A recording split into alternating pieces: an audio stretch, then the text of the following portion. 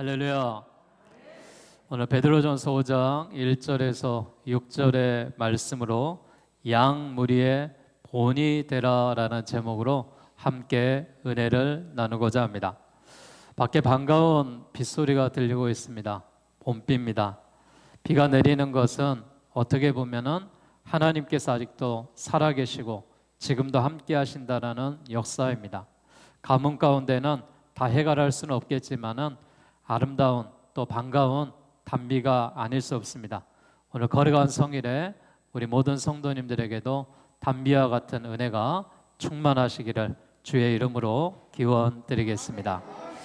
앞에 그림을 잠깐 보시면은요, 여러분 예수님이 어린 양을 안고 저 시냇가에서 가장 평온한 모습으로 거하시는 그림이 있습니다. 이 그림이 늘 비춰지면 좋을 것 같아서 지금 우리 이재성 집사님하고 우리 학생들, 청년들이 화장실 벽에 저 그림을 그리고 있습니다. 저 그림을 그리면서 늘 여호와 하나님이 우리와 함께 하신다라는 은혜가 있기를 바랍니다. 또 지난 한 주간 동안에 우리 성도들과 함께 우리가 함께 살아가고 또 우리가 공동체 나눔을 하는 환경들을 깨끗하게 정리했습니다. 정리하면서 얼마나 감사가 넘치고 또 은혜가 충만한지, 또 수고하는 일꾼들이 함께 하나님이 기뻐하시는 성전을 가꾸는 일에 최선을 다하는 아름다운 동행이었습니다. 함께 수고하신 우리 공동체 일원들, 또 성도님들, 또 앞으로 많은 작업 가운데 남은 이 환경이 마무리할 때까지 하나님의 은혜가 가득하시기를 바라겠습니다. 오늘 베드로전서 5장에 나와 있는 이 말씀을 통하여서 우리가 은혜 받기를 원하는 것은, 베드로는 그동안 일반 성도들에게 주로 권면을 했습니다. 그런데 오늘 본문에는 장로들을 향하여 양 무리의 본이 되어라 라고 말씀하고 있습니다. 구약 시대와 예수님 시대에는 장로 제도가 있었겠죠. 베드로나 다른 사도들이 성경에서 말하는 장로는 그 의미가 달랐습니다. 구약의 장로는 단순하게 머리가 센 어른, 오랫동안 신앙의 지도자, 원로 지도자를 가리켜서 장로다라고 그렇게 이야기했습니다. 그러나 신약에 와서 초대교회는 그의 명칭과 이름과 사역이 좀 달라졌습니다. 사도들이 보낸 편지 속에 등장하는 초대교회 장로는 주님이 세우신 교회를 맡아 성도를 돌보는 목회자나 혹은 감독을 이야기하고 있습니다. 그리고 나이 많은 연장자로서 주님의 교회를 섬기는 일꾼을 부르는 말입니다. 베드로와 요한 그리고 사도 바울과 같은 분들이 신약의 처음 교회들을 섬기는 장로들이었습니다. 초대교회 이런 전통들을 따라 오늘날 교회도 목사와 장로들을 교회의 지도자로 세워서 주님의 교회를 이끌어가고 있습니다. 직분의 기능과 역할에 따라 목사와 장로로 구분을 짓지만은 본질적으로는 똑같이 목사도 장로의 역할을 하면서 교회의 사역을 함께하고 있습니다. 성경의 기록과 교회의 전통에 의하면은요, 예수님이 처음으로 임명하셨던 장로가 사도 베드로입니다. 부활하신 주님이 갈릴리 호숫가에서 이 고기를 잡고 있는 베드로를 만나십니다. 베드로는 지금 어떤 모습입니까? 예수님이 십자가에 지실 때 그가 3번이나 부인하며 나는 예수님을 모른다라고 부끄러운 모습 가운데 제자의 모습을 내려놓고 고향으로 돌아갔습니다. 이 갈릴리 바다의 어부였던 베드로가 고향에 가서 고기잡이를 하고 있을 때 예수님이 부활하신 후에 갈릴리 바다로 가셔서 아침 조반을 나누며 베드로를 만나십니다. 그리고 베드로에게 함께 고기 잡는 어부들 또 제자들에게 동일한 모습 가운데 식사를 나누면서 베드로에게 이런 질문을 하죠. 네가 이 사람들보다 나를 더 사랑하느냐? 그때 베드로의 모습이 어땠을까요? 부인하며 부끄러워했던 베드로의 모습은 나지막히 예수님에게 이렇게 말씀합니다. 주여, 그렇습니다. 제가 주님을 사랑하는 줄 주님이 아십니다. 그러자 예수님께서 베드로에게 내 어린 양을 먹이라 이렇게 말합니다. 그런데 예수님이 또 한 번 재차 베드로에게 묻습니다. 사랑하는 이 베드로야, 네가 다른 사람들보다 나를 더 사랑하느냐라고 묻습니다. 이때 베드로는 고민하며 이렇게 이야기합니다. 제가 주님을 사랑하는 줄 주님이 아십니다. 이렇게 이야기합니다. 그러자 예수님은 두 번째로 내 양을 치라라고 말합니다. 그런데 재차 세 번째로 사랑하는 나의 제자 베드로야, 네가 다른 사람들보다 나를 더 사랑하느냐 이렇게 묻습니다. 이때 베드로는 심히 근심하며 예수님에게 다시 한번 대답합니다. 주님이 아십니다. 그러자 예수님께서 이 베드로를 향하여서 내 양을 먹이라 이렇게 말씀하십니다. 세 번이나 예수님과 베드로 사도의 이런 만남의 과정이 있죠. 베드로는 주님의 뜻을 따라 장로의 직분을 맡은 자신의 사명과 임무가 무엇인지를 깨닫는 장면입니다.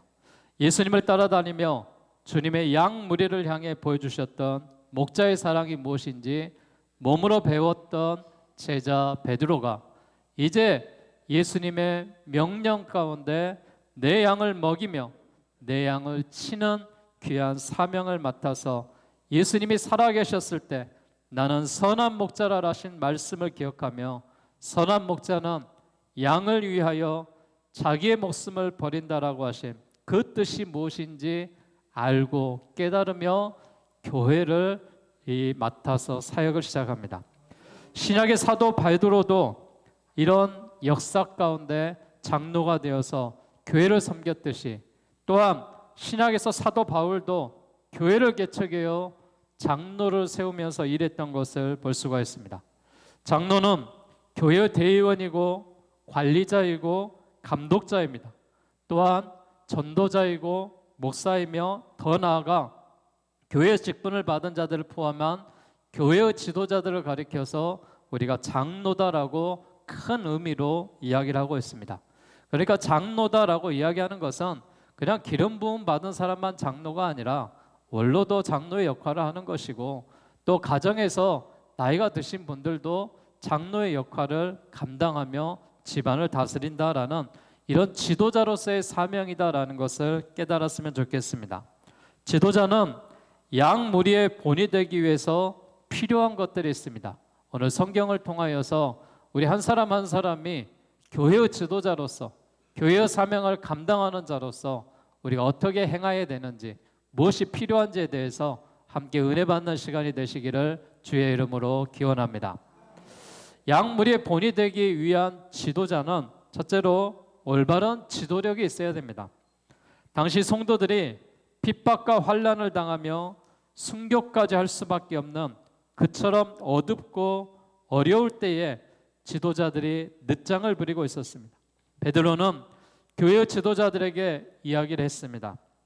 지도자의 가슴에 소망이 떠나버렸다면 성도들은 오래가지 않아 그 뒤를 따를 것이 뻔하기 때문이다. 그래서 베드로는 지도자들에게 오늘 본문 2절에 이렇게 말씀하고 있습니다. 너희 중에는 하나님의 양 무리를 치되 억지로 하지 말고 하나님의 뜻을 따라 자원함으로 하며 더러운 이득을 위하여 하지 말고 기꺼이 하라라고 말하고 있습니다. 하나님의 양 무리를 치는 목자는 어떤 자세로 살아야 되겠습니까? 강제로가 아니라 마지못해서가 아니라 자진해서 하라라고 말합니다. 더러운 욕심 때문에 하는 것이 아니라 마음에서 우러나서 하라라고 말하고 있습니다. 지배하는 자세로 하지 말고 모범이 되라라고 말하고 있습니다. 1층에 여러분 내려가 보시면은요, 식당이 아름답게 단정됐습니다. 각 공동체 실도 또 묵은 짐들이 다 빼지고 또 함께 아름다운 공간으로 점점 바뀌어져 가고 있습니다. 그 일을 하면서 점심을 차려놨는데도 식사하지 아니하고 그 자리에 붙어서 일합니다. 우리 장로님이 그런 이야기 하시더라고요. 돈 받고 일하면 이렇게 열심히 안 할 건데 그냥 헌신하고 봉사하니까 이렇게 최선을 다해서 하는 모습이 아름답다라는 말씀을 하셨습니다. 그렇습니다. 우리가 지도자는 억지로 하는 것이 아닙니다. 지도자는 자진해서 하는 것입니다. 오늘 성경에 나와 있는 대로 하나님의 뜻을 따라 자원하는 마음으로 할 때 우리의 지도력이 더욱더 아름다워지는 것입니다. 그리고 우리가 지도자로서의 역할을 감당하며 나아가는 것입니다. 양떼가 번성하기 위해서는 목자의 열의가 필요합니다. 그런데 양무리는 하나님의 양무리이지 목사의 양무리는 아닙니다. 교회는 하나님이 어떻게 거하시는 그런 아름다운 울타리가 되어야 됩니다. 그래서 저는 이 아름다운 울타리가 조금 부족한 부분이 있다면 보수를 하고 새롭게 단장을 하고 아름답게 꾸민다면 건강한 성도의 어린 양들이 아름다운 꼴을 먹으며 살 수 있을 거라는 기대감을 갖고 환경정리를 하는 것입니다. 또한 새로운 성도들이 들어오고 다음 세대들이 들어오고 우리가 하나님 앞에 예배드리는 이 공간이지만은 더욱더 하나님께서 후세대를 위한 교회의 모습이 나타나야 되기 때문에 이런 일을 하는 것입니다. 그런데 지도자들이 장로들이 이러한 것들을 허락하지 아니하고 거부해 버린다면은 교회는 뭐가 되겠습니까? 이런 걸 하기 싫어한다면 뭐가 되겠습니까? 교회는 점점 이제 쇠퇴해 갈 것이며 또한 이 묵은 때로 인하여서 교회는 더욱더 환경이 나빠질 것입니다. 사랑하는 여러분, 우리가 잠깐 수고하고 헌신하는 일이지만은 자원하는 마음으로 또한 주님을 사랑하는 마음으로 아름다운 성전을 가꾸며 우리가 살아가는 예배의 공간이 하나님이 기뻐하시는 공간이 되어야 될 줄로 믿습니다. 그래서 지도자에게는요 은혜가 있어야 되는 거예요. 지도자에게는요 소망이 있어야 되는 거예요. 지도자에게는 하나님이 주시는 특별한 놀라운 역사의 은혜가 있어야 될 줄로 믿습니다. 오늘 성경에 보니까 올바른 지도력은 억지로 하지 말아라, 자원해서 해라 이렇게 말하고 있습니다. 교회 일이 하기 싫으면 안 해도 돼요. 억지로 시키지 않습니다. 밥 먹기 싫으면 안 먹어도 되고요. 교회 나오기 싫으면 안 나와도 되고요. 자기 마음입니다. 억지로 하는 거 아닙니다. 자원하는 마음을 가지고 우리가 성도로서의 공동체의 삶을 살아갈 때 우리가 바쁜 시간을 내서 교회에 와서 주님을 위해서 헌신하는 그 모습이 아름다운 것입니다. 함께하는 성도들의 모습이 기쁜 것입니다. 그렇기 때문에 우리 모두가 함께 사역을 하며 나아가는 것입니다.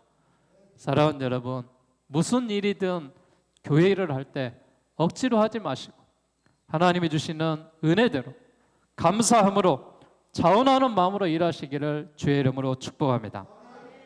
또 성경에 보니까 탐욕으로 하지 말라는 것입니다. 열정으로 하라는 것입니다. 베드로는 목양을 하면서 더러운 이득을 위하여 하지 말고 기꺼이 하라라고 했습니다. 탐욕적으로가 아니라 열정적으로 즐겁게 하라라고 말했습니다. 참 하나님의 귀한 사역과 은혜가 얼마나 감사한지요. 필요하고 원하는 것이 있으면 하나님이 주시더라고요. 내가 이것이 필요하다, 이것이 있었으면 좋겠다, 여기에 이것을 놓았으면 좋겠다. 그런데 어김없이 하나님이 예비하셔서 생각나게 하시고 또한 만나게 하시고 일하게 하시고 함께하게 해주시는 은혜입니다. 여러분, 우리가 주장하지 말고 본을 보여라 라고 말하고 있습니다. 주장하는 자세를 하지 말라는 것은 예수님이 교훈하신 대로 이방인 지도자들처럼 피지도자들에게 새 도를 부리지 말라는 것입니다. 목자장이신 그리스도께서 그들에게 목양권을 주셨습니다. 그러나 그는 어디까지 목자장 밑에 목자입니다. 그는 주님의 말씀을 전하는 것이지 자신의 칙령을 전하는 것이 아닙니다. 앞에서 대언하는 목사도 하나님의 말씀을 대언하는 것이지 나의 생각을 가지고 이야기하는 게 아닙니다. 말씀을 말씀대로 우리가 전하는 것이고 성경 말씀대로 이것이 하나님의 말씀으로 먼저 목사도 믿고 성도들도 믿기 때문에 이 말씀을 전하고 선포하며 나누는 것입니다. 그러기에 우리 모두가 하나님이 주시는 이런 놀라운 은혜 가운데 목사나 장로나 우리 모든 공동체를 이끌어가는 지도자들이 모든 무리의 본이 되면서 하나님이 기뻐하시는 모습으로 열정적으로 교회 사역을 해나가며 자원하는 마음으로 함께 우리의 공동체를 이루어갈 수 있기를 주의 이름으로 축복합니다. 지도자들은 어떤 모습이 있어야 될까요? 저는 이렇게 겸손한 모습이 있어야 된다고 생각합니다. 사도 베드로의 교훈을 보니까 오늘 본문의 5절과 6절에 이렇게 말씀하고 있습니다. 젊은 자들아, 이와 같이 장로들에게 순종하고 다 서로 겸손으로 허리를 동이라. 하나님은 교만한 자를 대적하시되 겸손한 자들에게는 은혜를 주시니라. 그러므로 하나님의 능하신 손 아래에서 겸손하라. 때가 되면 너희를 높이시리라. 얼마나 아름다운 조화입니까? 젊은 세대, 기성세대의 말을 들으라라고 공고하고 있습니다. 세대 간의 존경과 자유로운 의사소통이 있어야 됩니다. 저는 우리 교회 안에 6개 공동체가 있지만은 교회 지도자들을 장로들로 세우지 않았습니다. 권사들로 세우지 않았습니다. 우리 교회 안수집사들로 세우지 않았습니다. 우리 교회를 이끌어가는 지도자는 젊음의 일꾼들을 세웠습니다. 그래서 지도력을 최대로 발휘할 수 있도록 우리가 세웠는데, 또한 우리가 지도자를 세웠기 때문에 장로님들도 따라주시고 권사님들도 따라주셔서 아름다운 공동체를 이끌어갈 수 있게 해주시는 것입니다. 이런 세대 간의 존경과 자유로운 의사소통이 있어야지만이 공동체가 좋아지는 것입니다. 요사이는 구편하는 세대이기 때문에 아버지와 아들의 대화가 어렵다고 하죠. 형과 동생 사이에도 세대 차이를 느낀다고 하죠. 이 말을 기성세대가 항상 옳다는 말은 아닙니다. 사도 베드로는 이렇게 말했습니다. 그들 모두가 같은 옷을 입도록 해라라고 말했습니다. 그들 모두가 주님의 옷을 입고 주님의 생각을 가지며 같은 마음을 갖게 하라는 것입니다. 여러분, 겸손의 반대가 뭐예요? 교만입니다. 겸손하지 않으면 사람은 교만할 수밖에 없습니다.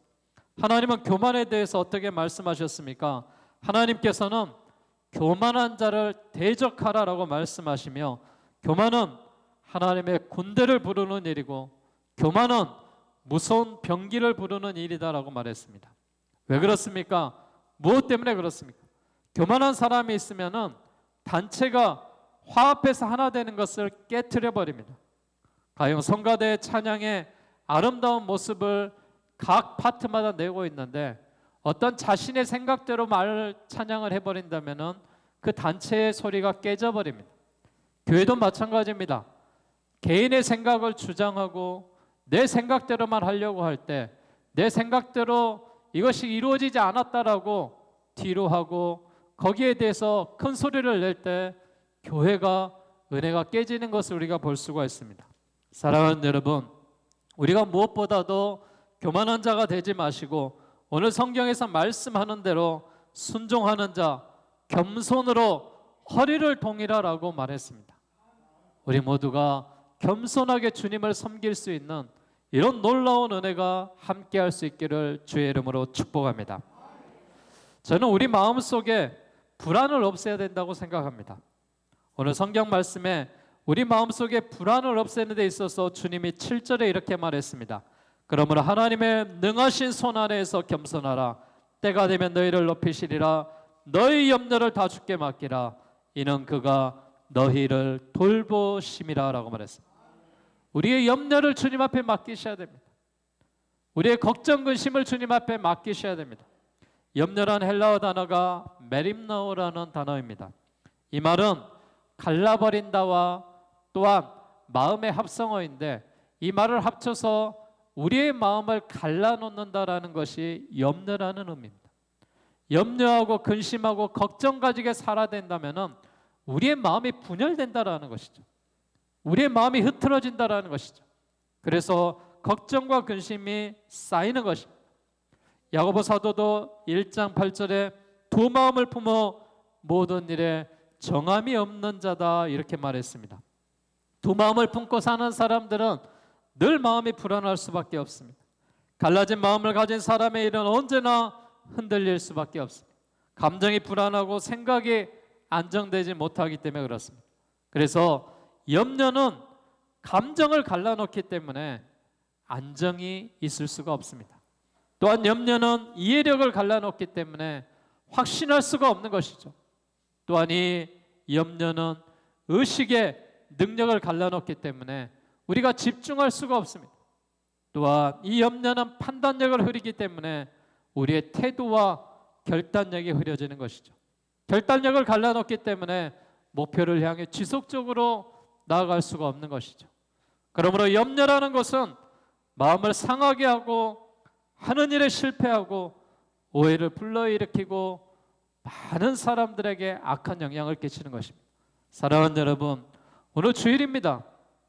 하나님의 성전에서 예배하는 성도들이 하나님의 성전에 나와서 회복의 역사가 있어야 되고 은혜의 역사가 있어야 되고 평안의 역사가 있어야 될 줄로 믿습니다.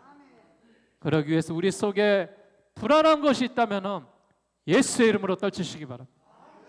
우리의 염려와 걱정과 근심을 주님 앞에 맡겨놓으시길 바라겠습니다. 하나님이 주시는 이런 놀라운 역사가 우리 교회에 임할 때 모든 염려를 주님 앞에 맡기고 살아가는 자에게 평안의 은혜로 함께할 줄로 믿습니다. 그러므로 염려하는 사람은요, 모험을 하지 못한다고 그래요. 염려하는 사람은요, 앞으로 나아가는 전진의 역사도 없습니다. 염려하는 사람은 늘 공격적이고요, 자기를 방어하려고 하고요, 문제 앞에서 해결할 능력이 없어집니다. 염려가 이처럼 사람을 상하게 합니다. 여러분, 우리 마음속에 말하자면 독버섯처럼 일어나는 염려와 불안과 근심을 해소할 수 있는 길이 어디에 있겠습니까? 너희 염려를 다 주께 맡겨버리라. 예수님이 말씀하시는 거예요. 베드로 사도가 이야기하고 있는 것입니다. 주님이 우리의 염려를 다 맡아주시마 약속해 주셨습니다. 그러기에 염려하지 마시고 근심하지 마시고 주님 앞에 모든 것을 맡기며 우리의 삶을 살아가는 가정의 지도자들, 교회의 지도자들이 되시기를 주의 이름으로 축복합니다. 고난은요, 인생에 피할 수 없는 현실이에요. 많은 사람이 문제가 없는 사람이 하나도 없습니다. 문제를 피하려고 잊으려고 하지만은 쉽지 않은 것이 인생입니다. 고난이 찾아올 때 어떻게 해야 됩니까? 주님 앞에 맡기셔야 됩니다. 고난은 참기 어려울지 모르지만 그로 인해서 그 고난이 넘어간다면은 우리에게 큰 유익으로, 큰 이득으로 찾아오게 될 것입니다. 새로 사업을 시작하려고 계시는 분이 있습니까? 새로운 직장을 찾고 있는 자녀들이 있습니까? 앞길을 위해서 준비하고 있는 우리 사랑하는 자녀들, 또 우리의 삶에 있습니까? 두려워하지 마십시오. 놀라지 마십시오. 여호와 하나님이 함께 하실 줄로 믿습니다. 지금보다 더 나아가게 하실 줄로 믿습니다. 사도 바울은 환난은 인내를, 인내는 연단을, 연단은 소망을 낳는다라고 말했습니다. 이 소망이 어디 있겠습니까? 은혜의 하나님은 이 소망을 예수 그리스도에게 주셨습니다. 하나님의 은혜 가운데 늘 거하게 하셨습니다. 오늘 저는 베드로 사도의 말씀처럼 양 무리의 본이 되라라는 말씀을 드립니다. 지도자로서 우리가 해야 될 적극적인 태도가 무엇이겠습니까? 먼저는 자원함으로 기꺼이 양 무리를 철하라고 예수님이 말씀했던 것처럼 우리 모두가 가정에서 지도자로, 또한 사회에서 지도자로, 우리의 사업장에서 지도자로, 교회에서 지도자로 사명을 감당할 때 자원하는 마음으로, 또한 본이 되는 모습으로 양무리를 치시기를 바라겠습니다. 우리가 양무리의 본이 되어야 된다라고 말하고 있습니다. 양무리는 하나님의 것이고 교회 지도자로서 책임은 하나님의 은혜로 맡겨진 것이기 때문에 양을 지배하려고 하거나 다스리는 자세로 대해서는 안 됩니다. 우리는 함께 성도로서 하나님의 은혜의 보좌 안에 함께 거하는 믿음의 백성입니다. 그러기에 우리 모두가 맡겨진 사명은 다르지만 성도로서의 의무를 다하셔서 하나님이 주시는 놀라운 은혜 가운데 양 무리들, 우리가 함께 거하는 무리들 가운데 본이 되시기를 바라겠습니다. 지도자는 주인이 아닙니다. 한마디로 말씀드리면은 지도자는 하나님께서 명령하신 대로 행동하고 자원함으로, 기쁨으로, 감사함으로 드리는 어린 양이고 종입니다. 그러기에 종의 사명을 감당하고 어린 양의 사명을 감당하며 우리가 함께 거하는 무리들 가운데 무리를 해치는 자, 무리를 파괴하는 자가 아니라 하나님이 주시는 놀라운 역사 가운데 우리 무리가 아름다워지며 행복한 무리를 이끌어가며 하나님이 주시는 지도력을 가지고 양 무리의 본이 되는 믿음의 성도의 삶이 되시기를 주의 이름으로 축원합니다.